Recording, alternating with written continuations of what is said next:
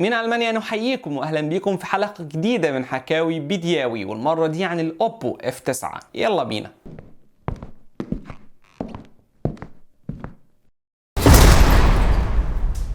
مبدئيا الفيديو ده بلس 18 بسبب انه ممكن يحصل في التعليقات شد وجذب وشتيمه بين جميع الاطراف، فخلي بالكم لان التليفون بيتكلم عن اوبو، وهل اوبو F9 يستحق الاقتناء ولا لا. لكن لو نظرت لمواصفات الهاتف مقابل القيمه اللي بيوفرها لك، هل هو يستحق الاقتناء؟ فعلا التليفون يستحق الاقتناء نظرا لما يتمتع به مواصفات كويسه بالنسبه للسعر، لكن المشكله كلها في تعامل الشركه مع المستخدمين الخاصين بها. هل بعد تعامل الشركه بالطريقه دي يستحق الاقتناء ولا لا؟ للاسباب الاتيه. النقطه الاولى وهي تخيل انا واحد معايا اوبو F7 شاريه من كام اسبوع او من كام شهر اول ما نزل، وافاجئ ان الشركه بتقول لي السلام عليكم انا نزلت لك تليفون اوبو F9 احدث من تليفونك ونفس المواصفات تقريبا، لكن تلافيت العيوب اللي كانت موجوده في الاوبو F7 زي ان هو كاميرا احاديه خليتها لك كاميرتين خلفيتين في الاوبو F9، وبقى بيشحن سريع والنوتش صغرت حجمه والتليفون بنفس السعر. تخيل انا كده بخسف لك سعر التليفون حرفيا الارض. فده للاسف اللي عملته شركه اوبو مع المستخدمين الخاصين بالاوبو F7، ان مفيش حد لحق ان هو يتهنى بالتليفون بتاعه، وكمان ان احنا عارفين دخل المواطن المصري لو اتزنق او حب يبيع التليفون هيخسر فيه كتير. يقول له انت التليفون بتاعك مش الاحدث من السلسله بتاعته، انت التليفون بتاعك فيه اوبو F9، فتخيل انت جبت تليفون في شهرين ثلاثه وفي الاخر المستخدم لما يحب يبيعه ايا كان اسباب بيعه هيلاقي ان التليفون على الاقل نزل في سعره 1500 جنيه. ليه؟ هي الفلوس دي احنا بنلاقيها في الشارع يا اوبو؟ يعني فين ولائك ليها كشركه؟ انا زي ما انت عاوز ان انا اكون ليا ولاء عندك كمستخدم، لازم انت برضو تحسسني انك خايف عليا. انا ما اقولكش ما تكسبش وما تنزلش تليفونات من بعد اللي انا اشتريتها، بس اكسب وخد مني الفلوس بشياكه. احد الاسباب اللي ساند شركه ابل هي الولاء لدى الابل فان بويز. Where is Gamora? Yeah, I'll do you one better. Who's Gamora? I'll do you one better. Why is Gamora? He took my girl. Wait, who are you? We're the Avengers, man. لكن انت حقيقي عندك ولاء، لكن الولاء ده بيكون للتاجر اللي بتديله بونص ورحلات وستاند تحط عليه اجهزتك ببلاش، مقابل ان لما المستخدم يدخل له، المستخدم المصري اللي ما عندوش ثقافه الهواتف الذكيه بيدخل له بيقول له انا عاوز تليفون، فبيقول له اوبو لان في نسبه ربح عاليه على تليفونات اوبو. فانت اشتريت التاجر واهملت المستخدم اللي هو اصلا هو اللي ساندك وهو اللي بيسند اي شركه، فمفيش ولاء. وده يخلينا ننتقل لنقطه ثانيه، وهي التاجر لما بيحب يحور على المستخدم بيقول له خد التليفون ده انت تبع شركه ابل. هل يعقل ان انت تحور على المستخدم؟ يعني المستخدم لما يشتري التليفون منك مره او مش هيشتريه تاني. وده يخلينا ننتقل للنقطه اللي بعدها، وهي كذب والرخص في الدعايه. انت ما ينفعش ان البروموترز بتاعك يتكلم ويقول انا الشركه دي تبع شركه ابل، او والله انا دخلت احد المحلات كان بيقول لي انت خد اوبو، بساله على تليفون اوبو لما كنت في مصر بقول له اوبو عامله ايه وتليفونات، يقول لي يا باشا دي تبع ابل. البروموترز نفسه حتى من ضمن التعليقات اللي كانت موجوده على احد مراجعات هواتف اوبو الموجوده على القناه، كان لقيت واحد بيقول لي ان في اتفاقيه ما بين ابل واوبو ان اوبو تستخدم وتقلد نظام الاي او اس. وكان في بعض الناس بتقول في التعليقات ان اوبو هي مدخل ابل لعالم الاندرويد، وان ابل هي اوبو بس بتنزل تليفونات الاندرويد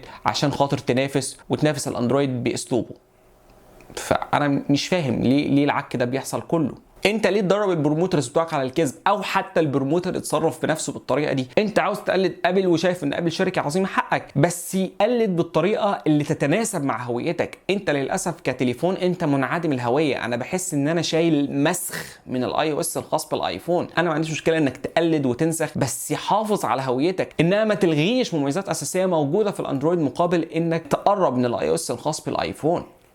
ده مش منطقي. ودي النقطه اللي بعدها وهي الهويه. يعني انا ما عنديش مشكله تقلد، بس انك توصل انك تحور شكل النظام بشكل كامل، فما تديش للمطورين بتوعك المقدره ان لما ينزل تحديث جديد للاندرويد بسبب التعديل الضخم ده الناس ما بيوصلهاش تحديثات. تخيل ان في هواتف ب 3 و4000 جنيه و2000 جنيه بيوصل لها تحديث الاندرويد الجديد وانت ما بتبعتش تحديث اصلا لهواتفك. طب ليه؟ يقول لك انا السوفت بتاعي متعدل بشكل كبير فمش هينفع ان انا ابعت للناس تحديثات. طيب انا دلوقتي كمستخدم انا من ضمن الفلوس اللي بدفعها في سعر التليفون الدعم. انت لازم لازم تدعمني. انا ما عنديش اعتراض على دعمك كشركه من ناحيه توكيل ومن ناحيه اصلاح العيوب، وان فعلا السوفت وير بتاعك مستقر جدا جدا، وربنا سبحانه وتعالى انعم عليك بشويه مطورين زي العسل مع التعديل الضخم ده، الا ان السوفت بتاعك خفيف وما بيعلقش وما فيش فيه لاج. لكن ما ينفعش ان انا تنزل الاوبو اف 7 والاوبو اف 9 الاثنين بمعالج واحد، ومع ذلك الاوبو اف 7 مش هياخد التحديث الخاص بالاوبو اف 9، مش هيكون نفس الشكل. طب الاوبو اف 5 راح فين؟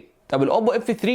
فانت ما بتدعمش اجهزتك، انت ما لقيتش لا هويه ولا لقيت دعم. يا فرحتي انك مقلد لي الايفون وفي نفس الوقت هو اندرويد، فانت لا مسكت العصايه من النص زي مثلا شركه زي شاومي بتدعم الواجهه الخاصه بيها وبتقول ان الواجهه بتاعتنا هي السوفت وير، فبينزل لك 109 و110 و111 وخلافه، ولا انت عملت زي شركه هو شركه سامسونج مثلا انها بتعتمد على اصدار الاندرويد الفعلي وبتنزل نسخه اندرويد 7 و8 و9 مع كل تحديث جديد من جوجل. فانت ما عملتش كده، لا ده انت ماشي في طريق لوحدك ما حدش فيه بيمشي غيرك. الطريق ده عجيب، هي بيخليك تنتقل لحاجه كمان وهي ثبات المكونات. لما تيجي مثلا تبص على مواصفات الاوبو اف 9 هيقول لك انا نزلت لك كاميرتين خلفيتين، تمام جميل، بس الكاميرتين الخلفيتين مش ميزه جديده، ده موجوده في تليفونات ب 2000 و3 و4000 جنيه بغض النظر عن جوده التفاصيل او جوده الصوره، بس في الاول وفي الاخر هي مش واو فاكتور، يعني مش ميزه جديده. والفرق كمان ما بينه وبين الاوبو اف 7 ان هو بيشحن اسرع والنوتش قللت حجمه، وحياه امك. طب والمعالج يا اوبو يقول لك لا لا لا معلش ثواني، انا هديك نفس المعالج سيء السمعه اللي هو ميديا تك واللي موجود اصلا في الاوبو اف 7، ومع انه موجود بس مش هتاخد نفس السوفت وير الموجود في الاوبو اف 9 يا بتوع الاوبو اف 7.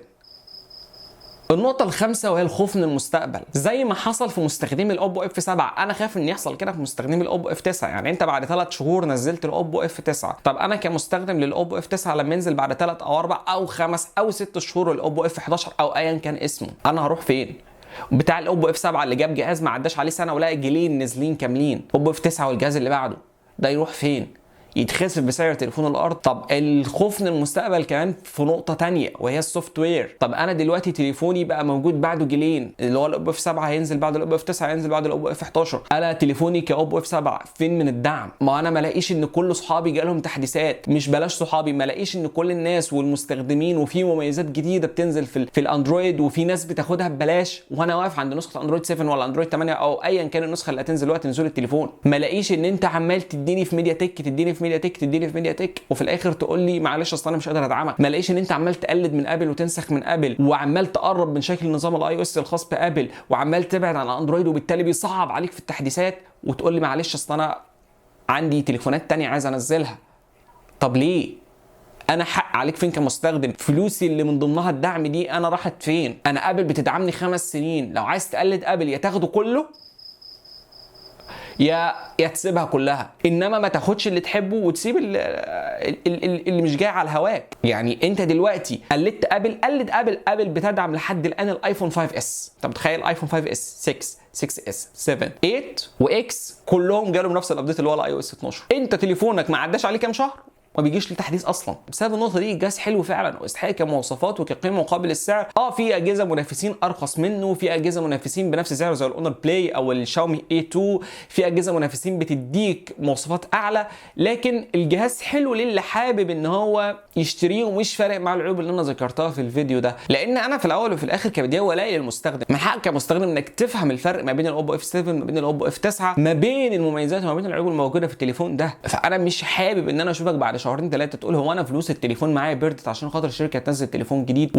مش عاوز انك تقول لي اشمعنى اوبو اللي بتتكلم عنها، طب ما في شاومي وفي هواوي بتنزل تليفونات كده، وتحديدا شاومي بتنزل 100 تليفون في الاسبوع ولا بتنزل تليفونات كتيره. تعال بص للفرق ما بين اوبو وشاومي. شاومي بتنزل تليفونات كتيره لكن في سلاسل مختلفه. يعني انا ما عنديش مشكله انك تنزل مثلا اوبو اف 7 وبعد كده تنزل تليفون بسعر اغلب فئه جديده مثلا سميها اكس 3 ولا زد 4 ولا، انا ما عنديش مشكله. لكن لما تيجي تشتري مثلا من شاومي شوف الفرق ما بين النوت 5 والنوت 4 سنه. ما تقوليش بقى اصل شاومي منزله النوت 5 وبعدها باسبوعين نزلت شاومي A2. طب ما دي فئه مختلفه، انت ايه اللي يزعلك؟ طب ما سامسونج منزله الاس اول السنه والنوت اخر السنه والفرق ما بينهم مش مكمل 6 شهور. فهي دي النقطه انك مش بتنزل تليفون جديد، النقطه انك بتنزل تليفون من نفس السلسله بنفس الرقم الاحادي اللي هو 5 7 9، والفرق في المواصفات مش موجود. يعني المواصفات الموجوده في الاوبو اف 9 هي المواصفات الموجوده في الاوبو اف 7 مع اختلاف الكاميرا وشكل النوتش والشحن السريع، ودي كان ممكن جدا انها تنزل في الاوبو اف 7 من الاول. فايه المانع انها اصلا تنزل من الاول من الاوبو اف 7؟ ايه اللي خلاك تنزلها تليفون جديد اسمه اوبو اف 9؟ فده الفرق. وعشان كده شاركوني ارائكم في التعليقات، هل فعلا اجهزه اوبو تستحق الاقتناء بالرغم من العيوب اللي انا ذكرتها دي، وبالرغم من ان مواصفات التليفون كويسه، لكن في منافسين زي شاومي زي هواوي زي اجهزه تانية موجوده في السوق بتتمتع بالمواصفات دي لكن ما فيهاش نفس العيوب اللي انا ذكرتها دي. منتظر ارائكم في التعليقات. اخيرا ده الفيديو اللي انت شفتها دي هي نتاج عمل ومجهود ساعات، فلو عجبك الفيديو شايف انك استفدت منه ممكن تشترك في القناه من خلال الضغط على اللوجو اللي ظهر لك دلوقتي او من زر الاشتراك اللي موجود اسفل الفيديو. ما تنساش تفعل جرس الاشعارات عشان يوصلك اشعار بالفيديو الجاي وهو تطبيقات والعاب الاسبوع. تقدر انك تتابعنا على مختلف المنصات الاجتماعيه فيسبوك تويتر انستجرام سناب شات. نشوفكم على خير في فيديو اخر. سبحانك اللهم وبحمدك نشهد ان لا اله الا انت نستغفرك ونتوب اليك. السلام عليكم.